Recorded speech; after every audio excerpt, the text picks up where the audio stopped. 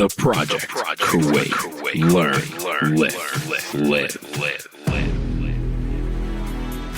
So, Dr. D. Frank, thanks for bringing him in. Wow, he was amazing.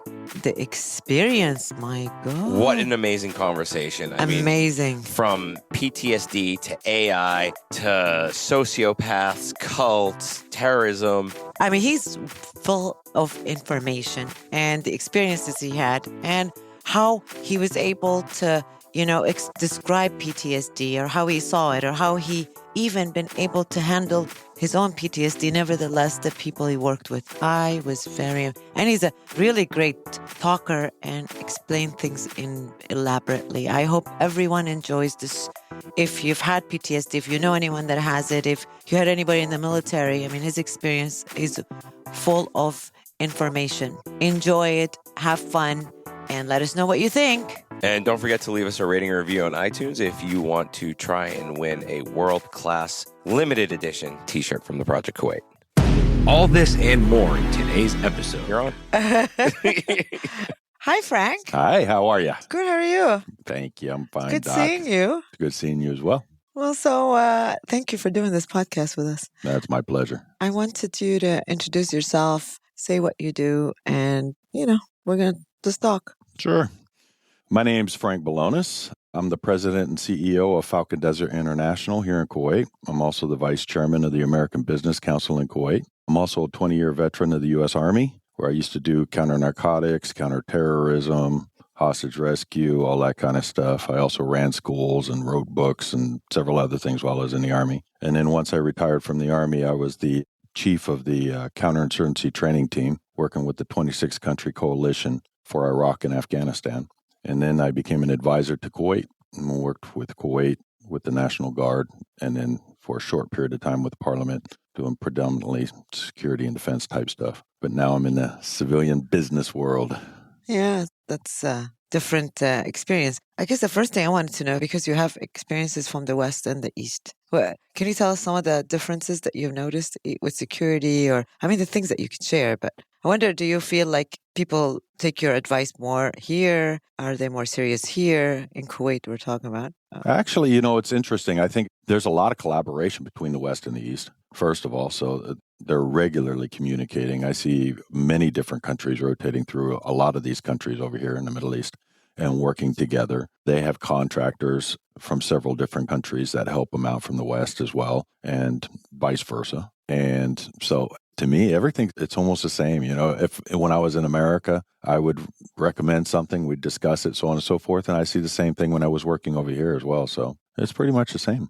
And do you miss your military lifestyle, or are you happy you're civilian now? I miss the camaraderie. I miss the people that I used to be with, and that it's a special environment and a special bond that especially in combat arms, you're a very close-knit group of people and it's family. And I miss that aspect of it.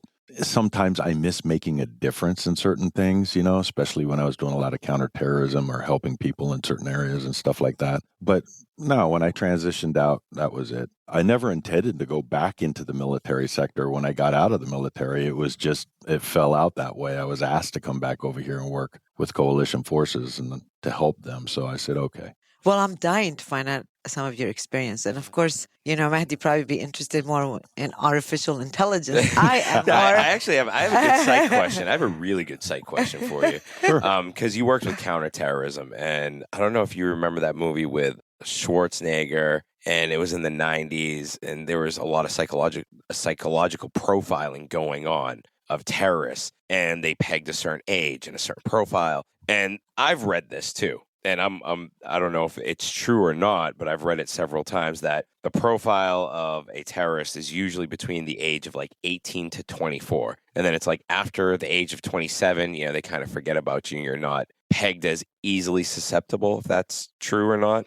Well, it depends, because I've seen in certain dynamics in certain areas with certain causes, it fits that mold to a T. But I've seen other areas where I've seen people of virtually every age group that find the cause or the motivation to be involved in whatever it is. One man's terrorist is another man's freedom fighter. So depending on what the issue is, kind of defines who's involved in it. And I've seen all of it. I've seen males, females, young age, all the way up to elderly people. I've seen them manipulate mentally handicapped people to become suicide bombers. I mean, I've seen all of it. So they look, from my experiences and what I've dealt with, they look for anybody that they can manipulate and they can control. And they also look for anybody that they can control through fear or other means of persuasion. So they have a lot of characteristics of a cult, because I was just watching on Netflix how cults get started in the history of cults. And it's like you basically described what they were describing about cults. Yeah, how they it's operate. And the guy that had everybody drink the Kool-Aid, Jim Jones. Yeah, Yep, Jim Jones. Yeah. Was it Texas or California? Nah, San Francisco. Oh, yeah. I was growing up in that San Francisco Bay Area when that happened. That's right. And it is. I mean, terrorism is part of cult. And that's how we recognize it. It's a form of mass manipulation. Again, it's dependent upon the cause and everything else, because sometimes we call certain, people terrorists that other people don't even recognize as terrorists. And that's something also to consider. But what would that be like? For example, separatists in certain countries, maybe, I don't know. I'm just hypothetically throwing out there. There's a country that's divided in view, and then somebody, stands up and publicly fights, and it turns into riots and this and that. Well, just because these people, have a different view doesn't make them terrorists to a lot of people. To other people, now you're questioning democracy in this particular country, so you're a terrorist. So I think it varies in mindset for a lot of people. I love this, man. You're a great talker, by the way. Because we said no politics, and you did not drop one thing where I said, oh, we got to cut that later. And that was such a statement where someone could have dropped the wrong word or brought up the wrong example. And that was like money, man. Money in the bank right there. Thanks. I appreciate it. No, but I like this. I like the way we're talking about terrorism, because at first I was like, well, I really want to hear more about your experience as a combat. But one more question about terrorism and profiling. So you have experience and you profiled. So it doesn't really depend that up to 27 and then. So you're saying that it depends on what country, the circumstances, and the culture. But you're also saying that there are particular things that people look for as we identify a terrorist, right? And those things would be like, what will be a common general thing beside that, these other unique aspects? Well, obviously there's the obvious triggers, those things that are like certain things that certain people say or do or support that are indicators that this person leans potentially extremely in one direction or another, and it could be a mass variety of things. In the United States, we have that. You have groups and cults and ideologists, that were all throughout America. And once they become extreme, they're a potential threat to their surroundings. And hey, they begin to fall in that category. But like I said, terrorists, those that wish to do harm to other people, can be anybody, in the name of whatever cause. There's female suicide bombers that blew up in India. There's a female that stabs somebody here in the Middle East in the middle of a mall. It can be anybody. So when I was doing what I used to do, that's something that's always in the back of your mind. You just don't know. I've seen kids strapped with bombs, so you don't know what you're dealing with. So you always have to be cognizant and aware of everybody around you. Have you seen Mindhunter by any chance? No, I have not. Do you have a life? No, I actually don't. Like some of us work. I barely watch TV. Like Where does he see all this? I have 45 minutes a night when I get home from the gym, and that's when I do my TV watching. And I have to pick my shows very well. I don't even watch TV. No, So I gotta shut off. Mindhunter. It's a great psychology show, by the way. Okay. It's I'm these going to write guys. this down. They study all the psychopath killers. Ah, okay. So now, and I don't know if you can even talk about this. If you can, great. Now, with terrorists and cult leaders or people that join cults, let's just say cults, so we remain politically correct and we don't have to worry about anything. Now, do you guys study previous like cult followers or terrorist followers to mind map them, so to speak, to find out what are the triggers, to find out who's susceptible and how we can stop it before it even starts? Is that... I'm sure that there are people that are out there that do that. I'm assuming that's the goal. That was not my world. My world was particularly more kinetic. I was the one that went after them once they were that way. Okay. But absolutely, I'm sure, one of the things you always want to do is it's like any kind of war on anything. It's like the war on drugs. I did counterterrorism, but one of the things I always used to tell everybody is me being the kinetic person is not the answer to the war on drugs. The war on drugs is understanding why these people are becoming susceptible to taking drugs and becoming drug addicts. How are we treating them and taking care of them? How are we interrupting the logistics flow of all of this? How, all of these things combined is what defeats drugs in any environment. So prevention more. So exactly. So when it comes to terrorism, psychologists need to do a better job. Well, the thing of it is they're part of the equation, and in the military, before I left the military, they were part of the equation. One of the things that we were doing is, look, how do you counter these messages that people are getting through internet and everything else? And psychologists were involved in a lot of that. What makes people so susceptible to want to do something so extreme? Right. And I think that's important because, this is like, as a psychologist, what I've been trying to educate more and more and being out there. And this is part of why we do this podcast, is that I feel like prevention is the best answer to a lot of these, a lot of these struggles or a lot of these problems. That if we can just prevent it, if we can educate people on, if it's terrorism, if it's psychological disorders, if it's whatever it is, I think the more people can get educated, the more maybe we can, we can help someone that is thinking of like becoming or joining a cult, then they would think about, what are the consequences, for example. I think a lot of times, and maybe, even when I teach the class about cult or I teach class about aggression, it's like certain personalities are more susceptible, obviously, the age, individuals that are like, don't have a lot of connection with their family. There are easier, they're looking for, I feel like a lot of times in cult, there are people that are looking for some sort of a, someone to support them. They always feel like, same thing, like, I'm from Chicago, and whenever I used to work in Chicago and we had a lot of gangs, right? When we met people that were a sociopath or, people that belonged to gang and they were young, and especially in the Hispanic area.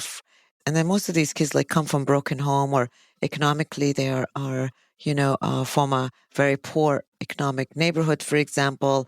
They don't have anybody supervising them. So they seem to have been attracted to having that kind of an activity. So terrorism or cult or all of that, I think, belongs to the same thing.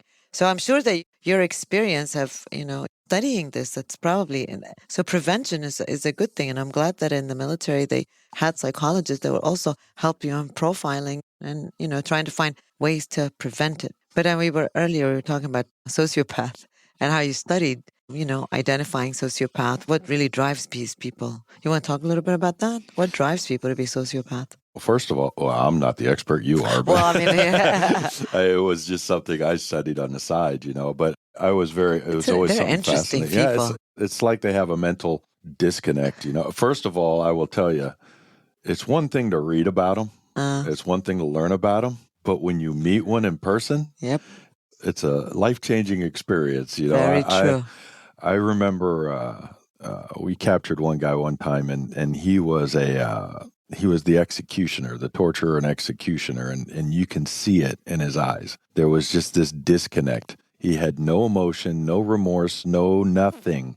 And even the people he worked with were afraid of him, and that's how they manipulated that society in the area that he was in. It was just through just random acts of terror and fear. So it's fascinating, these people and the way that they think and the way they work like that. And you got it right, because, also when I worked with them, or when we had to do a lot of psychological analysis on if there was a psychopath in prison, for example, or a sociopath, and that's what the definition of, or even if you look for symptoms of sociopath, one of the biggest thing is like they have no remorse. And I remember myself also interviewing this individual who was just caught for killing I can't remember the number of people that he was accused of killing and raping some teenagers. So I remember that the idea is that just having that interview, and I felt like, I asked him one question. At that time, I'm just new. I don't really know a lot about sociopath. I'm asking, well, how do you feel about doing this? And he just looked at me like he probably thought, well, what the hell are you asking this question? I don't feel nothing. And it was like these gazed eyes that I felt it was terrifying for me also. Like I was like, okay, even though it was a protective area, I knew nothing was going to happen to me, but is that this connection that I felt like I felt scared, just I sudden can understand that. feeling it, and he's like, I don't care about these people. And then he went on and saying to me, these people all deserve to have this done to them. Why do you care about these people anyways? And why are you guys studying me? And I was just doing a psychological report. I wasn't even having to study him, but it was just interesting. It's the chillness. Look, I felt there was coldness in the room. I don't know. Oh, absolutely. It's exactly what I felt, the same thing. It was the middle of the night. It was dark. We were in the middle of a desert, and we were using flashlights. And when I put the flashlight on his face, I was just looking at this guy. I was like, oh, you got to be kidding me. And then they handed me the meat cleaver that he was holding, and I was like, oh, this is just horrible. Your hair goes up on the back of your neck and everything else. But yeah, back to what you were saying, though, with the whole cult thing and everything else. One of the things that I've noted, being all around the world in bad places and bad times, there's a couple of things that always struck me. Number one is it's amazing what humans will do at the lowest level. Sometimes it just dawns on you, we're just another species of animal on the earth. And given the opportunity and the environment to be horrible, some people absolutely will. And then the other thing I always noticed is that there are three factors to me that I have seen everywhere I've ever been that has deteriorated into some kind of a crisis. One is poverty. The other one is a lack of education, whether it's formal education, an educational level within the society, or education on the subject that motivates them. And then the third thing, and this is my personal thing in life, and that's respect. Respect for fellow human beings, how you interact with other people, so on and so forth. And any place I've ever been where I've watched it deteriorate, you'll see that society, just aspects of that society, has a lack of respect, whether it's interacting with one another, whether it's how they drive down the road, whether it's how they treat each other in public or behind closed doors. You just see that deterioration. And those are the three things that I have seen in every place that I've ever been that were deteriorating into some form of a crisis. Mm-hmm. It's interesting. Very interesting. So that takes me to my question, which the idea of you have seen a lot, and you've seen people that have, not only because of your military experience, but also because of all the different things that you have done. So I'm really interested in the type of PTSD that you guys have seen, or the way that how trauma has been, experienced or being treated, or with the guys that you worked with in your military experience. Because I know you and I have talked a lot about, the type of aggression also that you have seen probably has a lot of effect on you as a person. Nevertheless, the combat and the team that you worked with. So I was really interested in what you've seen and how is it? Well, PTSD is the reason I'm here today. Yeah. Well, no, because your experience is amazing. Well, I appreciate that. But, the big thing for me is this. PTSD has affected a lot of the people that I know. It's heartbreaking to go through something as horrible as war, make it out of it alive, go home, and then watch people just deteriorate, can't manage their lives anymore, and then some commit suicide, things like that. It's a terrible, terrible thing. And one of my motivations to come on your podcast today was just to be able to talk about that, tell people get help if you need it, talk a little bit about the symptoms and some of the things you see, and because sometimes you don't even realize that you're in that state of funk or whatever the case may be. But there are some phenomenal statistics that are out there. We always say the 22. We say there's 22 veterans that commit suicide every day in America. 22. The last Veterans Administration study that came out in 2016 said 20. So it's 20 to 22. That's a lot of people. I went and looked up a couple of things also that I found very fascinating. It's less than 10% of the entire adult population served in the military of the United States. And currently, less than 0.5 are currently serving of the entire population of the United States. But some other U.S. news just recently had an article that was interesting, and it talked about how 12 out of every 100 Gulf War vets, that's 12%, have PTSD at any given year. Everybody that helped liberate Kuwait. So, and then it goes on, it's even higher for Vietnam vets. So it's amazing. And in Vietnam vet, because it was a longer period. Is that why? A longer period, so greater exposure That's may right. potentially be one. And one of the things I used to always say is it's a different kind of war. That has a dramatic effect on you when you're around the populace, or the populace is your friend today and tonight he's your enemy, that type of thing. So, I think that type of thing, it adds to the equation, if you will. As you were saying, I've seen a lot of things in my experience in war. I'll talk about Iraq, for example. A lot of my soldiers, we were very, very gainfully employed in Iraq. We were in firefights every day at one point for like months, working 18, 20-hour days, 7 days a week, the entire time we were there. So it's very, very strenuous, difficult environment. And it's interesting because I've lost soldiers, you've had guys, your friends die, so on and so forth. But some of the most traumatic things that stick out in your head are not the things that you psychologically think about or prepared for when you're getting ready. First of all, I should say this. I personally believe there is no way to prepare for war in that regard. You can be knowledgeable, you can be aware, but to see what happens to a society and a people and kids and this and that, those things, you can't replicate that. That's something that just hits you in your face when you're there. And I think that's one of the reasons why so many people today, like a lot of my soldiers, I get calls 10 years later. I'm still getting phone calls and messages from my young soldiers. Hey, I can't sleep tonight and I've been thinking about that. And I let them talk, because that's what they need to do. They need to talk. And I'm more than happy to do that with them. But it's interesting, the stories, the things that they remember. It isn't the firefights that we were in or getting blown up, and that is sometimes, but it's the children that were blown up that we had to save. It was the bomb that went off in the marketplace and then running down there trying to help those people. It's those things that are the things that stick in your head. So that's why I said, Vietnam, I think there's a lot of that. That's not to mitigate what some of the other conflict. I mean, I'll tell you an interesting story. Well, first of all, I should tell you this. A lot of people think military people are these rough, tough, mean guys that don't feel anything. That's so true. It's like everyone's like, they're the authoritarian kind of personality. The truth of the matter is from day one, you're taught selflessness. It's all about everybody else. That's all you ever care about. I mean, if you're the senior guy, you eat last. Everything you do, it's about them. So that bleeds over into everything you do in society as well. And so they're very emotional people. They're just like everybody else. They're not no robotic little things that everybody always talks about. They're methodical. They're good and they're professional at what they do, and they're experts at what they do. But emotionally and everything else, they're like any other human being.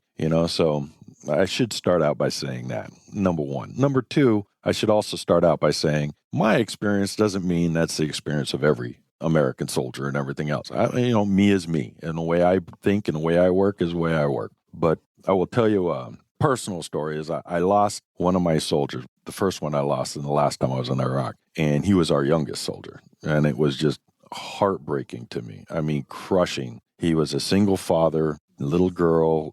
It just broke my heart.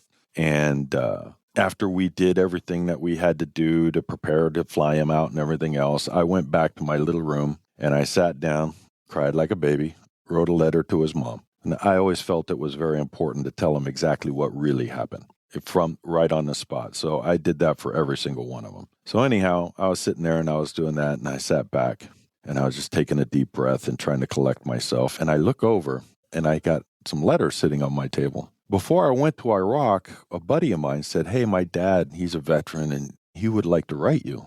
And I was like, well, that's kind of strange, but sure, why not? So he sent me a letter. When I first got there, I got a letter from him, and I opened it up, and it said, "Yeah, today it's snowing, and I'm building the grandkids a sled, and this and that." And it's a 6-page letter of just nothing. And then at the end, he said, "I hope this took your mind off the war for just a few minutes." I said, that's awesome. So every couple of months, I'd get a letter like that. So here I am sitting there in this situation and everything, and I look over, and there's a letter. I said, if I ever needed a letter like that, this is the moment. So I open the letter up and I start to read it, and it starts out with, "And there we were. The boats are bouncing all over the place. We're climbing into the landing craft, going into D-Day." And I start reading the letter, and he talks about how his company, 2/3 of the company was gone within the first 24 hours. And it was just like a shock, it's like, now it's like real. And I was like, I took a deep breath, and then one of my leaders came over and I wanted to talk, and he was a little sad. And I said, you know what? Look at this letter. And he's like, oh my God, how'd that guy put up with that? How do you deal with that kind of thing?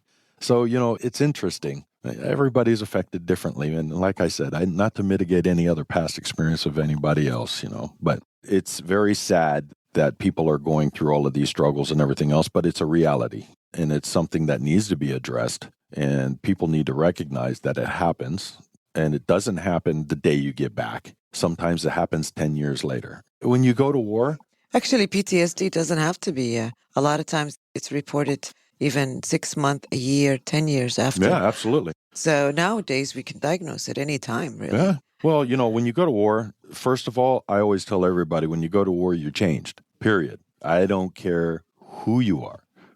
You change. May not be for the worse. Sometimes it's for the better. I learned how to smell the roses. I learned how to appreciate the moments. I learned to be thankful for the little things.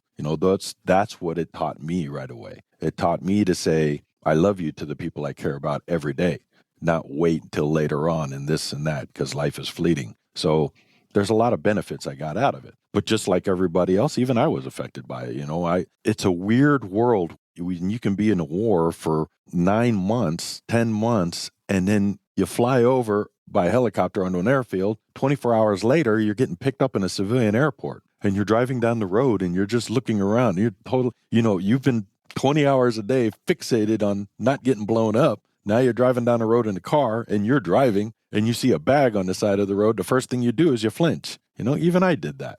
So, it affects everybody, but pretty quickly for me, thankfully, it all went away. But I've seen a lot of different effects in different ways in people. A lot of people, they have recurring nightmares. They can't sleep, and it's just overwhelming for them, and they just don't want to do it no more. I've seen people that have fits of rage and are angry all the time.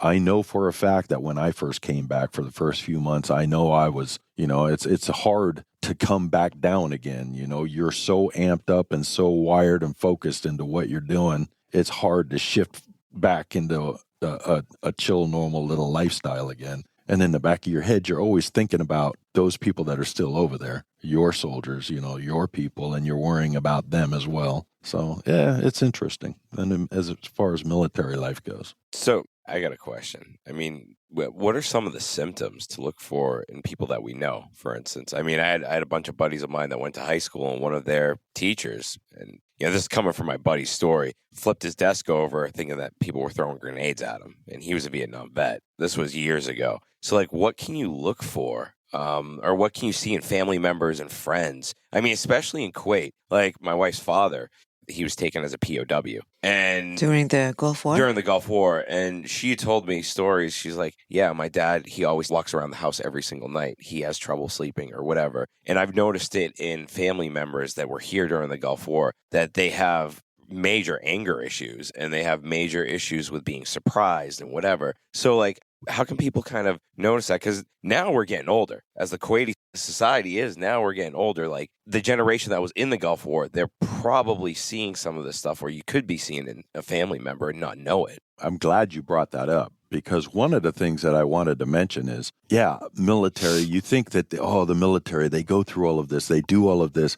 I always think about the people that had to live through war, like the Kuwaitis that were here during the invasion, occupation. I think about, all these other places, the impact that it has on that society. So, it isn't just about military. It's everybody out there, and my wife was one of the ones that was here during the invasion of Kuwait. And I see aspects of PTSD in her. There are certain things she doesn't like. There are certain noises she hears that triggers her into nervousness and stuff like that. Low-flying helicopters does not make her happy, things like that.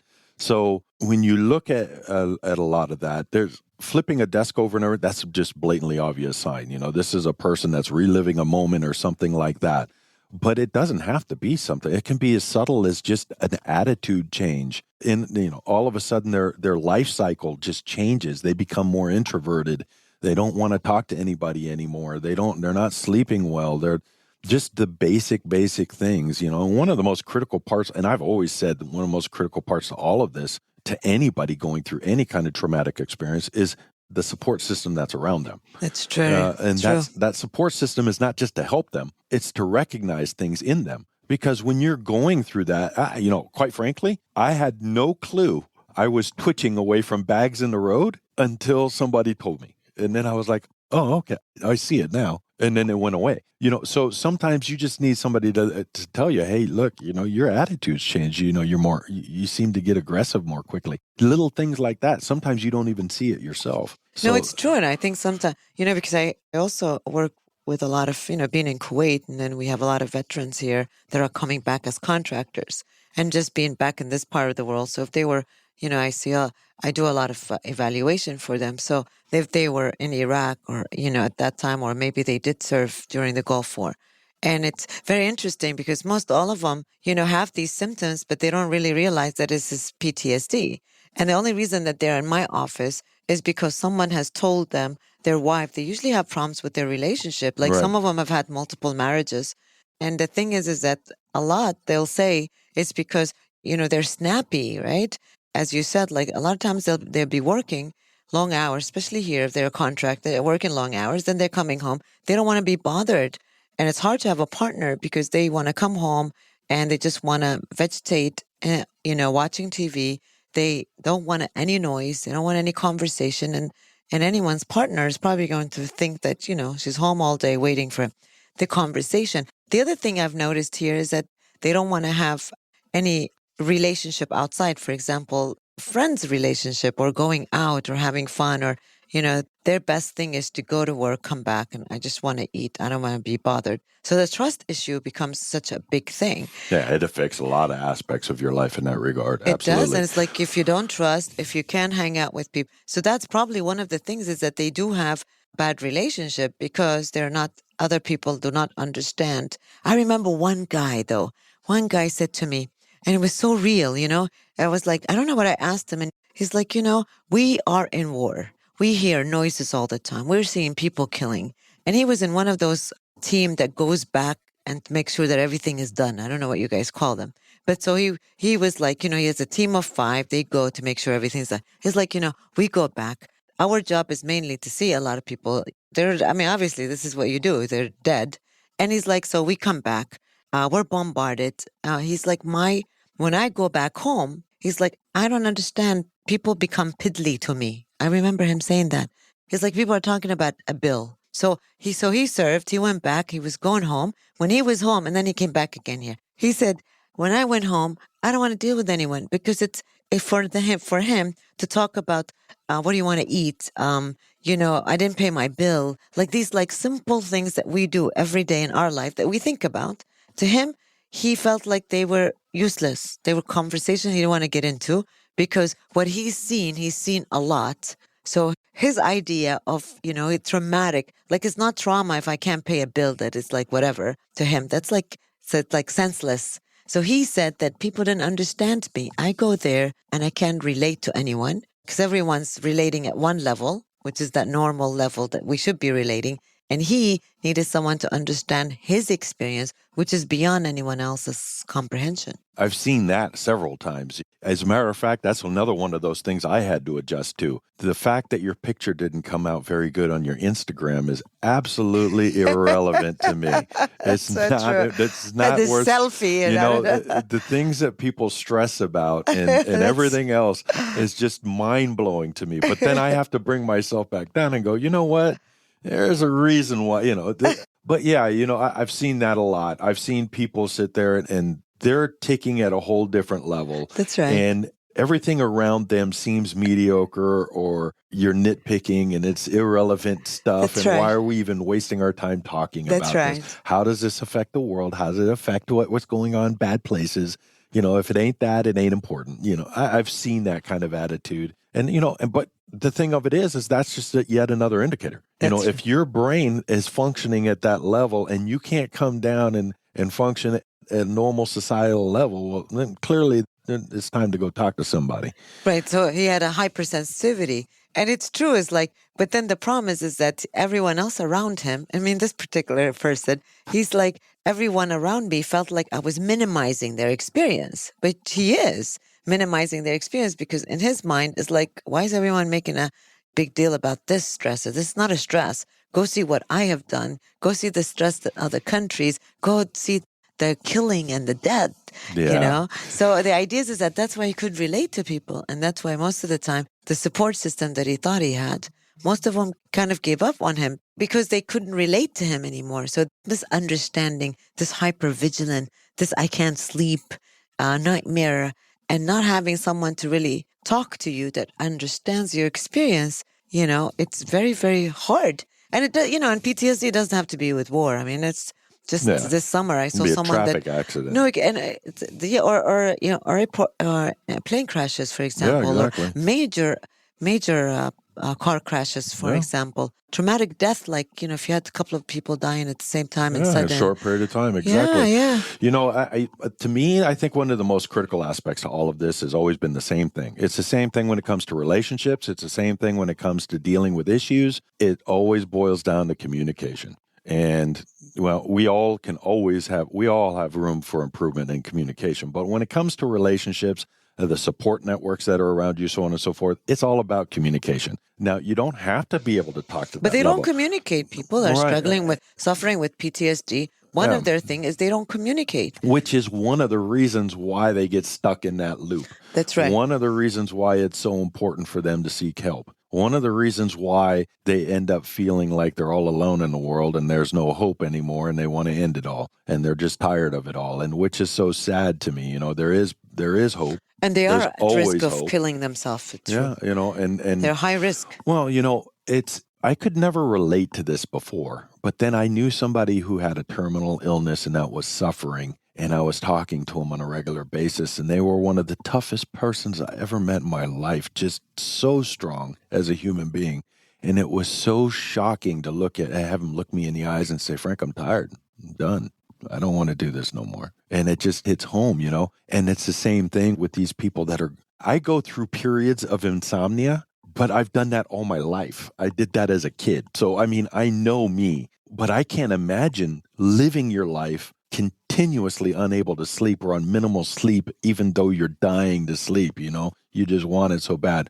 Or having, we've all had nightmares and I've had my fair share of nightmares, but I can't imagine not being able to switch it off or not being able to wake up from it and it goes away, and all of on a constant basis. That the fight that some of these people have, as far as I'm concerned, they're more courageous to keep that fight up and to go get help than when they were in war.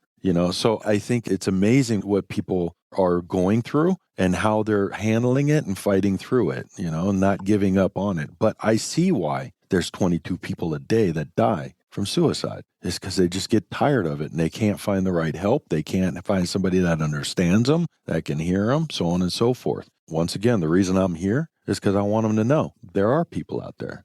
Dr. D. There's folks that are out there that can help you. Don't ever give up. Find the right people. It's all over the internet to help you go through the problems. Do something. But can I tell you something? Like some of the individuals that I see here, and I'm also in the US, but the idea is that when I ask, for example, why have you waited this long before you can come back to Kuwait so you can come and see me? Why have you waited so long? Does the military really provide enough services for them to recognize? And most of them say to me, no, well, in the military, you can't just go and say that you've got these symptoms. They're going to think that you are not equipped to stay in your job. Is that really true? I'm glad you brought this up. It's like... That's a culture attitude. Now, let me tell you, when I first went in the military, first of all, I had a couple of officers that melted down in combat and had to be sent out. So there would be... So when I first went in the military, this is something you don't talk about. This is something you do your job and you move on. That's right. And if you have an issue, you're weak. That culture, that attitude isn't there anymore in that same regard than when I first came in. It has improved drastically, and there's an awesome story I just read a little bit ago. A senior leader, he took over a big military unit. And one of the first things that he did is he went over to the psychiatrist and a psychologist, and he said, hey, I want an appointment for 10 o'clock on Friday. Psychiatrist is like, yeah, sure. Yeah, there's a big guy, He's like, yeah. So he goes in there and he does the appointment, and then they sit there, and that guy just sits there and talks for an hour about every, cars and fishing and this and that. And after the appointment's over, it's like, okay, thank you. And he leaves. The next week, comes back, same time again. They sit around and they talk and everything. And after an hour, he goes, okay, thank you, leaves. So on the third time, the doc looks at him and says, look, is there something I can help you with? Is there something you're having a problem with? He goes, no, I have no issues at all. He said, but all those soldiers out there, they see me come here every day at 10 o'clock. So now they know it's okay to come see you. Oh, that's nice. So, what an amazing story. There's a big cultural change. It's because a lot of the guys that are senior leaders now, they are the ones that were with me at one point, growing, and now they're the biggest bosses, and they've experienced the same thing. They know some people need help, so on and so forth. So I think that culture and that attitude has changed. But Western mentality is we're the man of the house. We take care of the bills. We take care of everything. And, blah, blah, blah, blah, blah. And we don't share feelings. We don't complain. And you're not supposed to say you have a disorder. You can't say that I'm suffering from trauma. Nah. You're supposed to see all these traumatic experiences and just suck it up. And I think a lot of these patients that I see here said the same thing. They're like, no, you think I'm going to go tell my general or whoever that I need help? No, they're going to see me as somebody weak. I'm not weak. I'm supposed to handle it. And that's why they wait so long before they can get their treatment. And then when they go back to the U.S. and, the hospital, Veterans Hospital is like packed with overwhelmed with a lot of cases because they haven't been dealing with them earlier. And because they're overwhelmed, then they're not going to get the help. They wait and wait and wait. And then they decide, I'm tired. I want to, go. Well, I hope. I haven't been in the military for a little while now, but I hope that from what I have seen and heard, and I've got close friends that are very senior leaders now, every one of them that I know are very supportive of going to seek help. And it doesn't affect your career, And if it does affect your career, maybe it needs to. Maybe it's time for you to get out of the line for a little while, take a break, and see a different life of the military for a little bit, and then get back into it again. That grind. And then I think of these poor guys that have been on, countless deployments back to back to back to back. Yep. But it's the nature of the beast when you're in that kind of profession, it is what it is. You do your job, but when it's time to talk to somebody, it's time to talk to somebody. There's nothing wrong with it. And maybe the military needs to normalize it, like you said. If you're back to back to back combating, and the idea is that, okay, well, obviously anyone else would be in that situation. They would have some of these, they might not meet the PTSD criteria, but they have the symptoms, and some of them we've talked about. I think we need to be able to let them understand that this is normal. So, like when I get somebody, I remember I got somebody and he's like telling me, so he's having nightmares, he can't sleep, and he's having aggression. Most of them have said these are the common ones. And then I'm like, well, of course it's normal. It is normal because, we're serving in one place and went somewhere else. And I'm like, this is very, very normal. And he's like, well, people around me don't understand that this is normal. They think that I need to toughen up or khalas, forget about it. This is the other thing that kills me is that, so the support system, it is number one thing that individuals who are struggling with trauma need. But at the same time, they have to be the support system. They're not minimizing it and saying toughen up, get over it. Well, there needs to be an education for the support system as well. There just needs to be a general education overall. And I do believe it's happening. I think I've seen a lot going on where people are starting to understand, look, this is a normal repercussion of doing such a traumatic thing in your life, or going through such a traumatic thing, irrelevant of what it is, military, not military, whatever, and that these things do happen. And sometimes you just need to talk to somebody and there's nothing wrong with that and you move on, So again, I can't emphasize enough. The support system is a big deal to me. And the reason why is because it's an obligation. If you care about somebody, you're obligated to help your friend. And it's part of the brotherhood, sisterhood. So you see somebody struggling, you don't know how to deal with it, then you get educated and help them get to the right people, so on and so forth. So it's incumbent on everybody, I believe, to get educated on this subject. Even me, I never felt like I had PTSD, to be honest with you. All the things I've gone through in my life, I personally never felt I had PTSD. But so many of my friends and so many of my soldiers were suffering from it. I said, it's time to get a little educated on it so I can help them and point them in the right direction. And when I started educating myself on it, that's when I realized, oh, wait a minute, twitching from a bag on the side of the road and these little things, that's actually part of it. So yeah, you guess you did have something a little bit, but you worked through it. So it's very important that everybody gets educated on the subject, and even if you're not the one that's suffering. So what you're saying is what helped you is that even though you've seen a lot and, you've got some really traumatic stories, you're saying that what helped you then that it could benefit other people who are going through the same experience? Is it the support system only you're saying? Or are you saying that is a type of personality that kind of makes people some vulnerable and some not? What will help people in that kind of an atmosphere or anyone that has trauma? How do they deal with it? I've thought about this a million times. I wish I knew what the exact answer is. The conclusion I've come to is there's nothing special or unique about me, period. It can happen to anybody. And I'm sitting here talking to you about this today. 2 years from now, I'm the one sitting on with you and having a discussion with you about how it's affecting me at that point. You don't know. So first of all, I think it can happen to anybody. I don't think nobody is safe. Very true. Number one. Number two, for me personally, I wish I knew that if there's no silver bullet, there's no great answer to that question of why I'm fortunate enough to not be as affected in the past. And I've just always had this mentality of war's war. It's a horrible, terrible thing. One of the things that I've always lived by, and I've always told my soldiers, is as long as you're on the moral high ground, you do the right thing, and you can look at yourself in the mirror the next day, then you'll be okay. You'll be able, because it's not about what you did today. It's about what's going to happen to you 10 years from now afterwards when you're thinking about what you did. So in conflict, and all the things that I've did, that was always in the back of my head. Always do the right thing, But on the other hand, understand mistakes and accidents happen.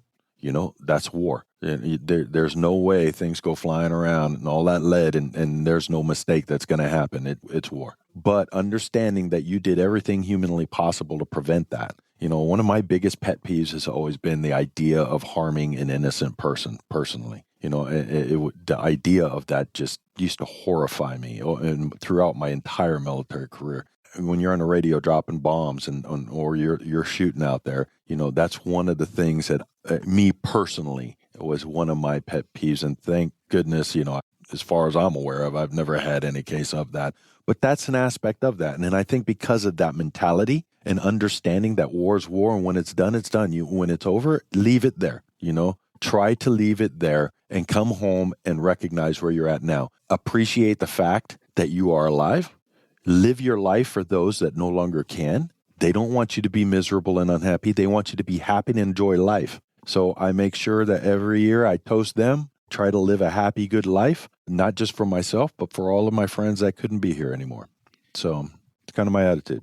I have a quick question. Sure. Listening on to most of this, Dr. D knows me. I kind of save up and just kind of collect so I can come up with a really good question. My question's more or less, you said something really enlightening earlier in terms of when we were talking about cults and when we were talking about, terrorist organizations, and you said prevention and getting to it earlier. And we were talking about that a little bit. Now, when it comes to PTSD and the military especially, and I know that, and I'm not equating prison to military, but I know with prisoners, sometimes in some prisons, they will kind of readjust them if they're going back out into society so that they can adopt to society again, right? Now, when soldiers come out after being in the military for 15, 20 years, and it's all they've known, are there programs in place for, military men to readjust to society and the norms of society again? And then the other part of this question, all right, it's a twofold question here.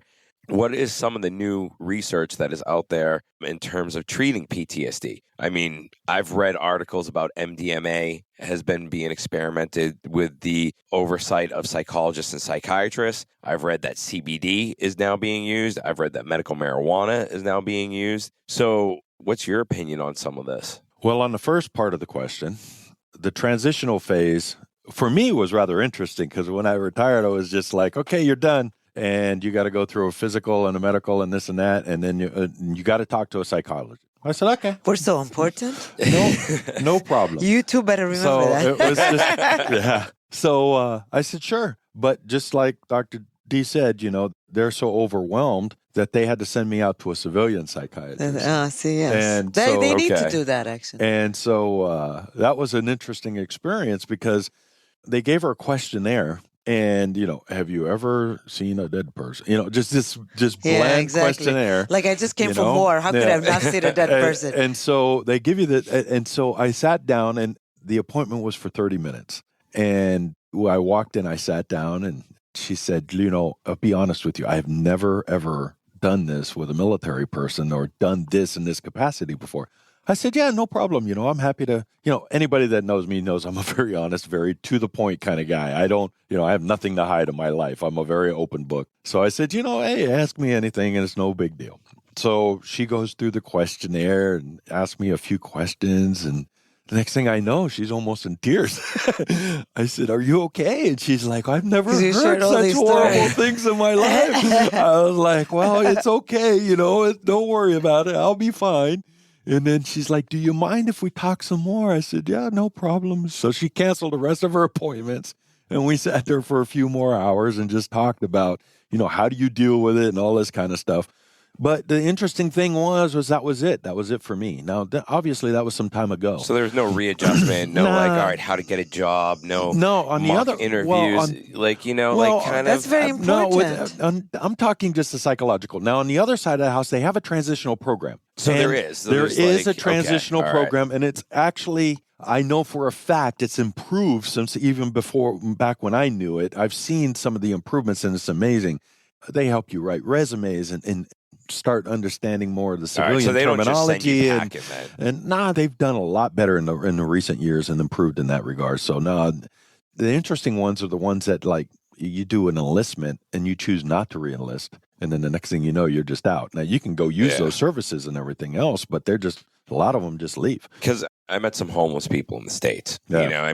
In Boston over the last 5 or 6 years, the homeless population has just increased. It looks like it's blown up. And a lot of these guys are ex-vets. And you can tell by the way they are, their clothes, how they talk. And, and it was curiosity of me, like, all right, how did they get from being regimented in the military, everything, and then just not knowing how to readapt to society again? Well, I think that's part of it right there. It's the regimented aspect. One of the things, and the transition from going from military life to civilian life, I don't care who you are, it's difficult. It is a difficult experience because, now you're in a society that's a totally different norm than what you've dealt with for how many years that you were in the military. And not only that, this leads kind of back to what Dr. D was talking about. Assume that you did 20 years in the military, you retire, and then all of a sudden you have some issues. Your support network doesn't know how to deal with it. And next thing you know, you're on your own and you got nothing.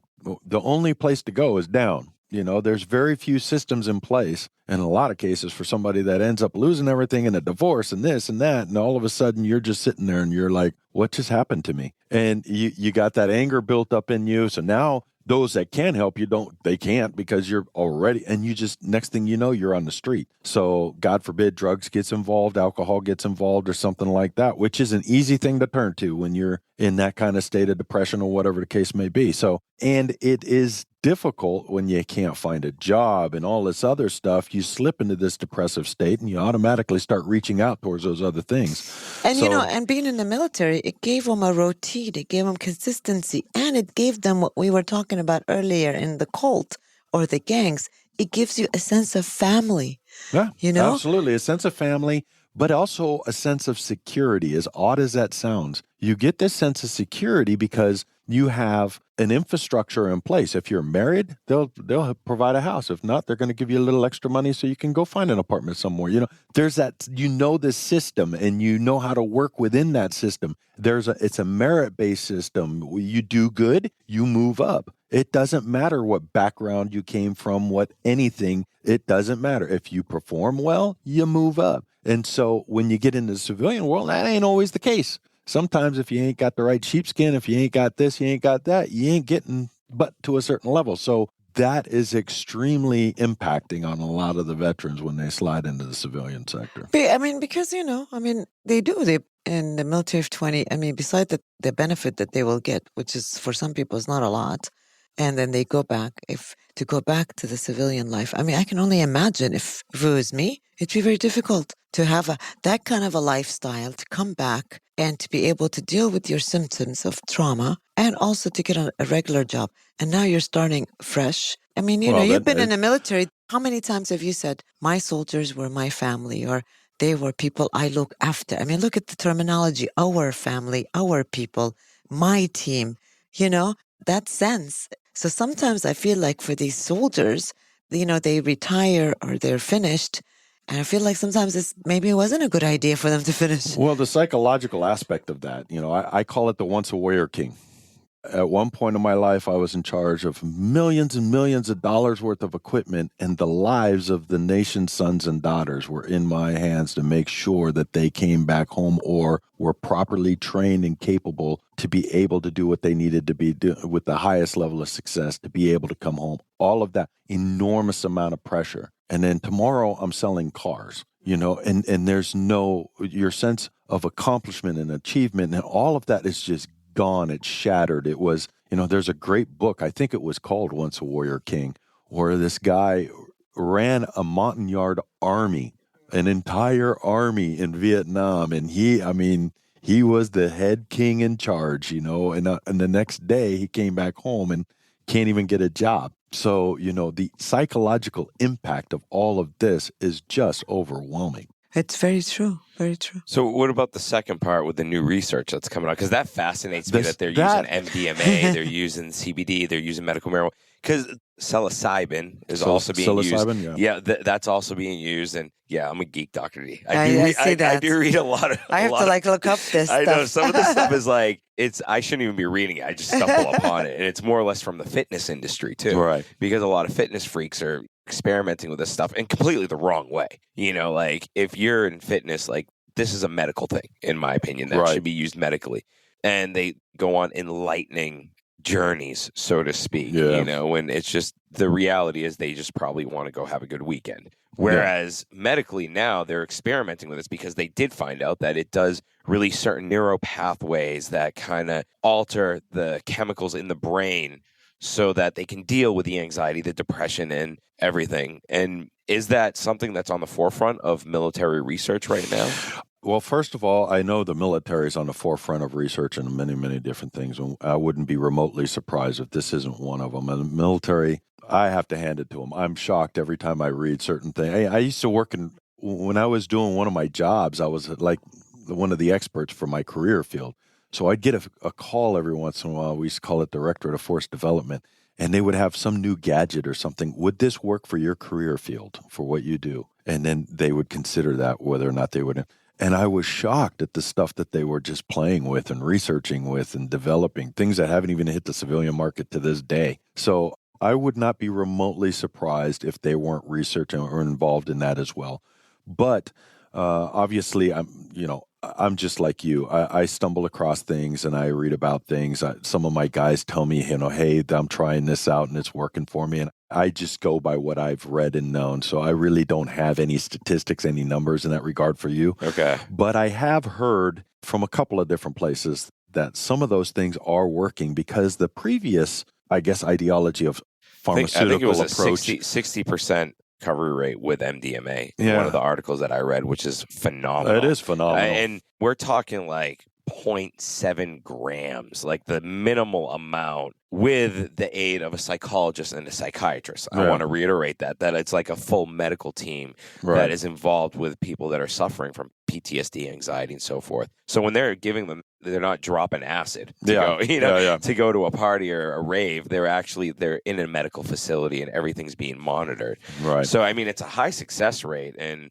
eventually, the code will get cracked. I hope from that. I do hope because, a lot of my friends, they're taking the classic medicine from the old days and stuff like that. It's not benefiting them. They can't stand it. They hate taking pills all the time anyhow, but they would love to get proper treatment. And so if there's something like that out there that would help them, I'm all about it. And I, support it 100%. And I hope that they do look at every potential option that's out there. Yeah. It's just... There are, and eventually it's going to happen, I think. I like reading weird articles, especially about the CBDs that are coming out and the formulas that are coming out now. I think that's very interesting, and I think we need to look into it more. especially in the U.S., since it's legalized. And there have been a lot of cases and a lot of research done that has been worked. I mean, definitely a lot of people have been reporting CBD very well for insomnia. Well, one of the things that I always say, though, is, and this is just me personally, anytime you introduce something foreign into your body, that should not be the cure. You're right. 100%. That 100%. Yeah. It maybe facilitates the cure. Facilitates, yeah. But that's why I agree 100% with Makes you. sense. With that medical team that's there, this is something that allows them to be able to be treated, to inevitably be able to wean off of whatever it is that they're taking. That's the point and of it. I'm a big fan of anything like that. A lot of times, you can't go through life with a crutch for the rest of your life. In the old days, in the military, when you have a physical job like that, you're hurting all the time. So we used to always joke in the old days. I used to give you a big bottle like this of Motrin and say, "Dog, my back hurts. Take a Motrin." I told you about my buddy Country, who was ex-military. Big Country. I mean, he had like 5 bottles of Motrin in his bag, and he would pop them like they were candy. I'm like, dude, you're not worried about your kidney and liver, man. It's all fun and games till your stomach starts blaring in you. Oh yeah, I was one of those guys at one point in my life, and I said, me personally, I'm anti, for me physically, I just don't believe in taking medicines and this and that unless you absolutely don't have a choice in life. And that's because I'm in a hospital. And just to get me in a hospital, it takes a team of mules. Or I think whenever you're in a facility where there are medical doctors who's looking at, it kills me. Even my students, as soon as you talk about substance abuse or whatever, and they're like, there's always one person who puts his hand up and says, "But doc, it's been proven that, marijuana works," or whatever. And I'm thinking, no, not in this country, and not really the way you're thinking it, because most people think, there's no problem smoking up or, taking... Yeah. And they're not understanding that this is something, if it's monitored, it's controlled, it's seen, like in the U.S., if you're taking it from a medical facility, it's monitored by someone that is professional. It's, developed differently. It's followed up differently. Absolutely. It's not even the same thing as what they're talking about. But then I'm like you. The other thing is that I'm thinking that if you really need this substance, regardless, you get these, I get these patients that are like, "No, I can quit anytime. Oh, no, it's not doing anything for me, but it helps me." And I'm thinking, if you need something like that to help you, then there's a problem. Yeah. And that is the problem we need to really address. If I'm having a problem, there's so many studies with sleeping and sleeping problems, and people are suffering with insomnia, and it's like, there is a problem. So if you haven't really resolved the problem of why you can't be sleeping, what we're doing is we're band-aiding it. We just want to find a way to sleep. Yeah, but you're we're treating not really the symptom, you're not treating the problem. Yeah, we're not exploring why are you not sleeping, And everyone needs some people need 5 hours, some people need 8 hours. It's not true that the idea that we all need 8 hours. I operate on 5 hour every day and I'm fine. And there are other people, like if they can't have their 8 hours, they're groggy.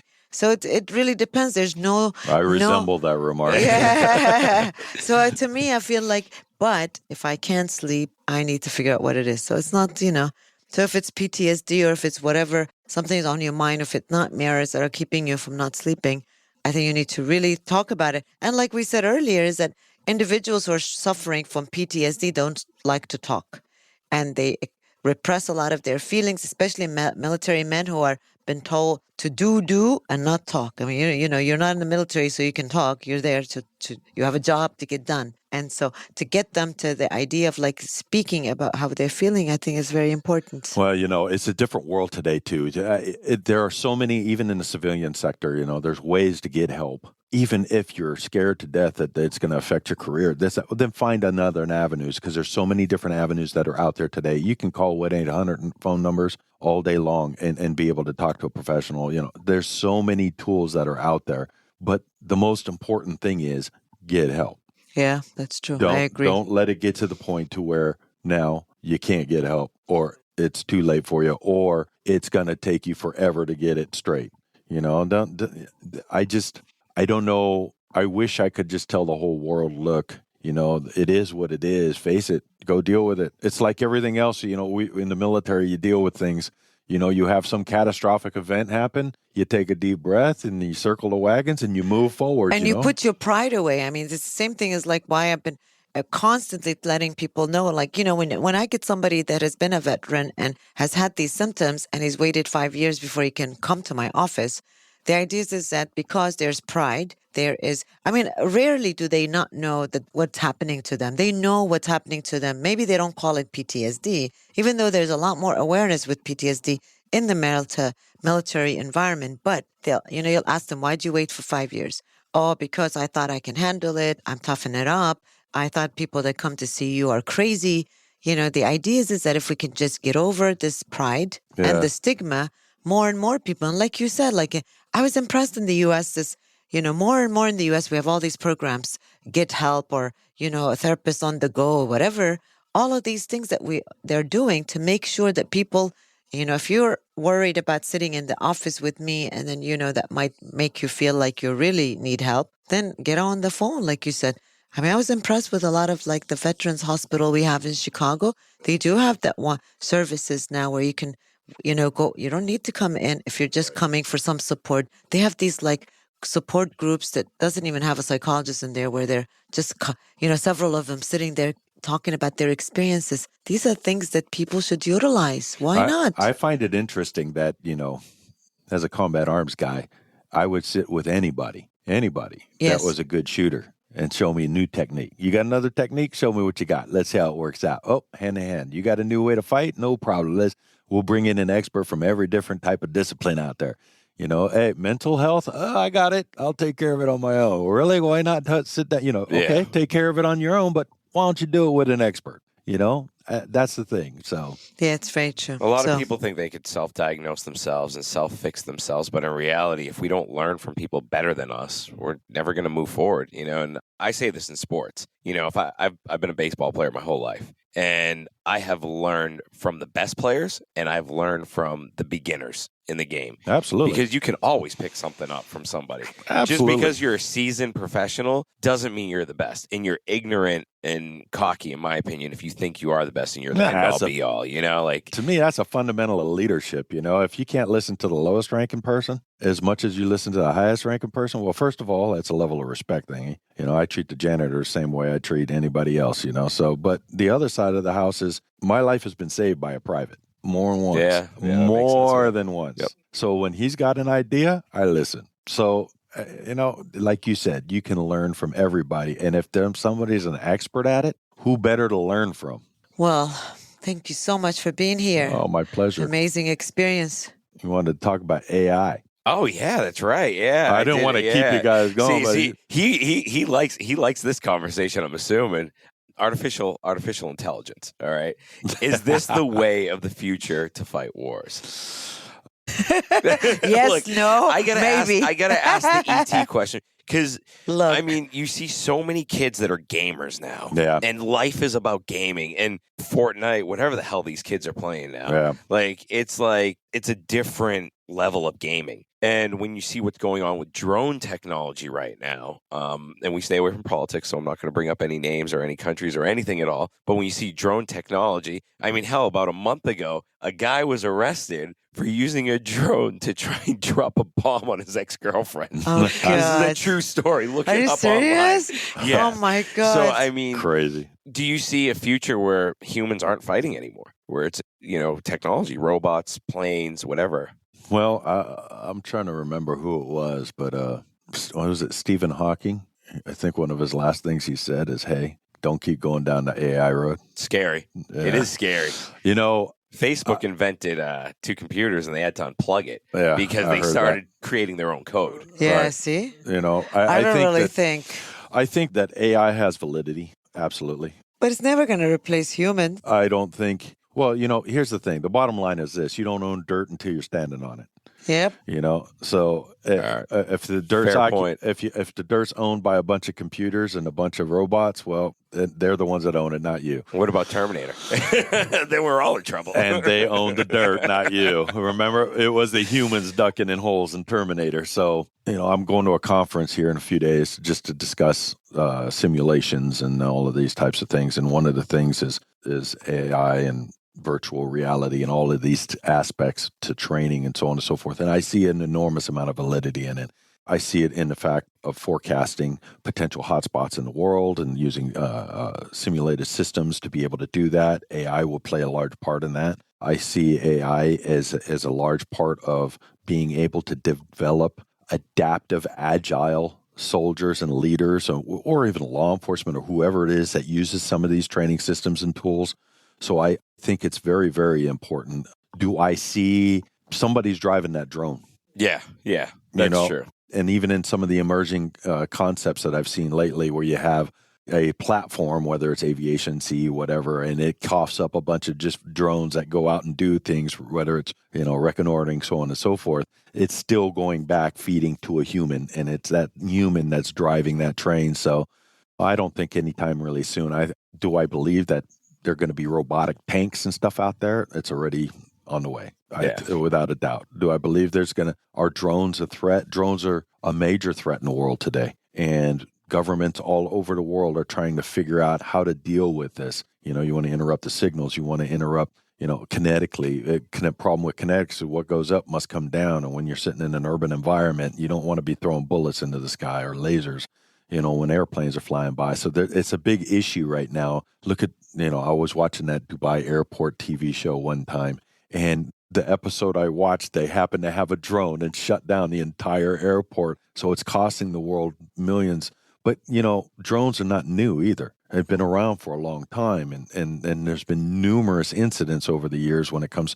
Hell, I think they parked a drone with radioactive material or something like that on top of the Japanese prime minister's residence like 10 years ago or so. Oh, wow. So this is something that's been around. It's just being, I lump it all into what's called niche technology. It's like these IEDs that we were dealing with in the military. It's because I always used to sit there and say, and this is partially an answer to what you're saying.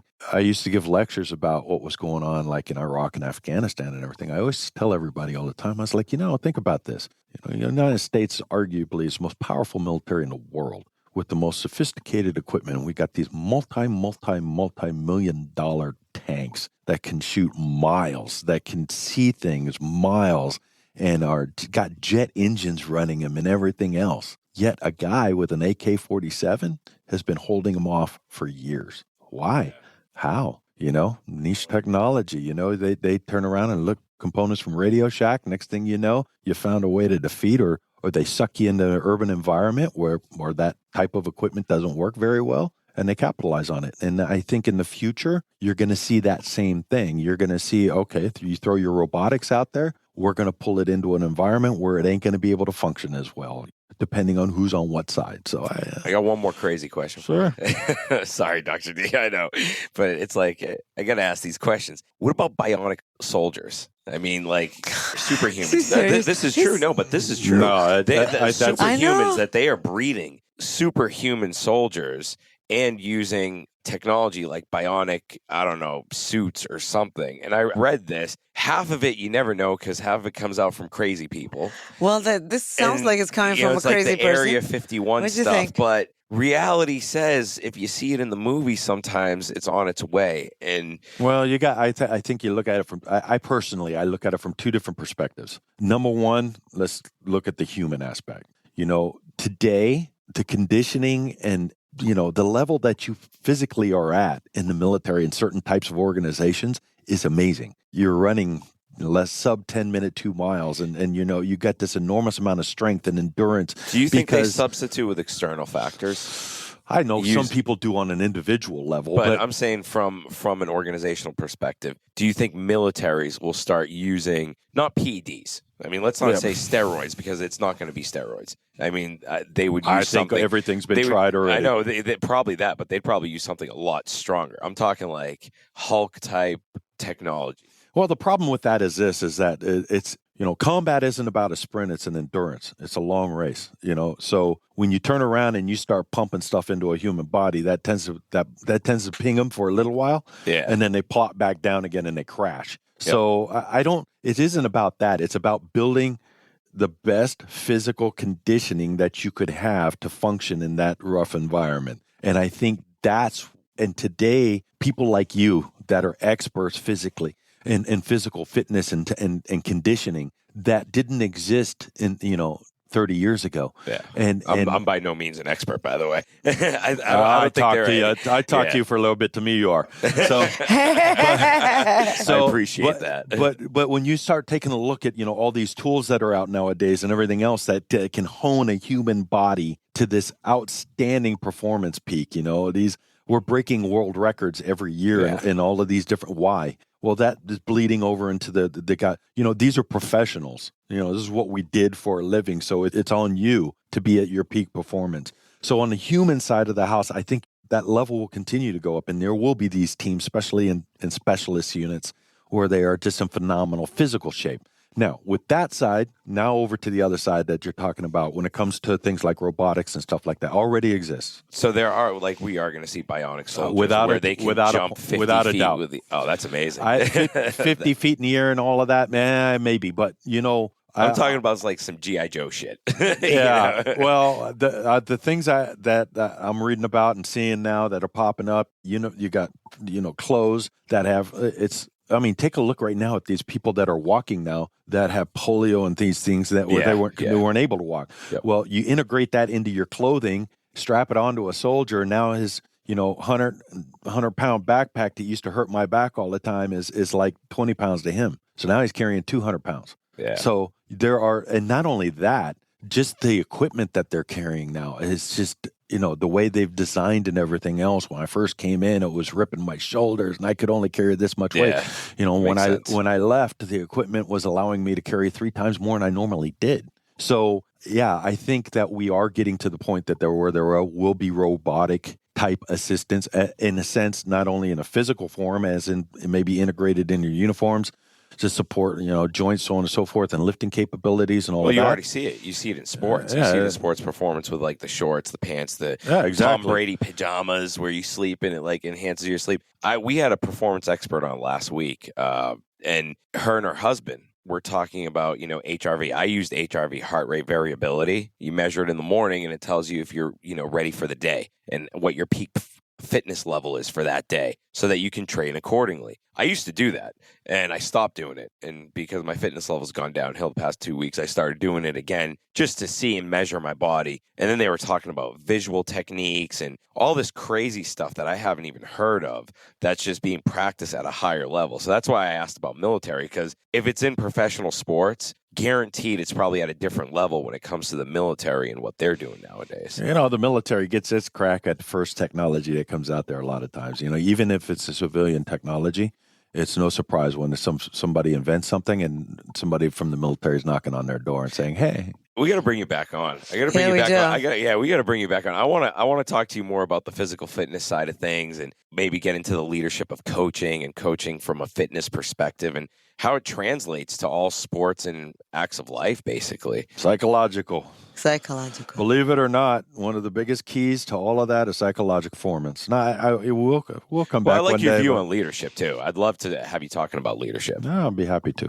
Okay. Well, yeah, I'm done, Dr. D. You're done talking about. He's so into this, but we definitely have to have you come back next time and talk about what Mehdi likes the most.